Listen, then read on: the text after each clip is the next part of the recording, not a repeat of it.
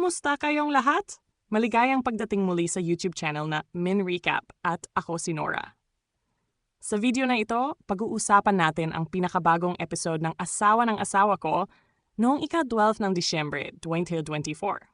Determinado si Shaira na makuha ang kustodiya ni Junior kahit ano paman, ngunit siya ay binatikos ng iba dahil sa kanyang pagiging makasarili at kawalan ng tunay na pagmamahal. Tumindi ang tensyon ng akusahan si Shaira na ginagamit ang anak niya upang sirain ang kaligayahan ng iba.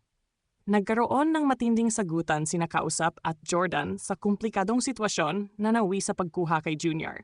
Tinalakay ang mga alitan sa loob ng pamilya tungkol sa responsibilidad bilang magulang na nagbigay diin sa sakripisyo at pagmamahal para sa mga anak. Isang insidente ang naganap kung saan dumating ang pulis at ambulansya.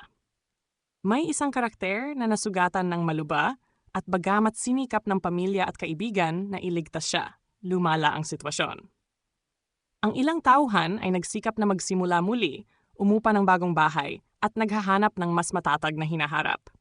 Sina Billy at Hannah ay nabanggit bilang mga karakter na nagbigay suporta sa isa't isa upang malampasan ang trauma at muling makahanap ng saya sa buhay. Hindi lahat ng alitan sa pamilya at pagkakaibigan ay nalutas, na humantong sa pagkasira at pagkawala ng mga relasyon.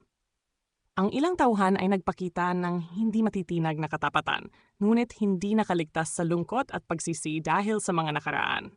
Buwad, ang kwento ay umiikot sa laban para sa kustodiya ni Junior, kung saan ginawa ni Shaira ang lahat upang makuha ang anak niya, sa kabila ng mga batikos sa kanyang pagiging makasarili. Nagdulot ito ng tensyon sa pamilya at matinding hidwaan, lalo na kina Kausap at Jordan. Lumala ang sitwasyon nang mangyari ang isang seryosong insidente kung saan kinailangan ang interbensyon ng pulis at ambulansya. Sa kabila ng pagsisikap ng pamilya at kaibigan, hindi naiwasan ang mga pagkawala at sakit. Samantala, ang ilang karakter ay nagsikap na bumangon mula sa hirap, umaasa sa isang mas magandang kinabukasan.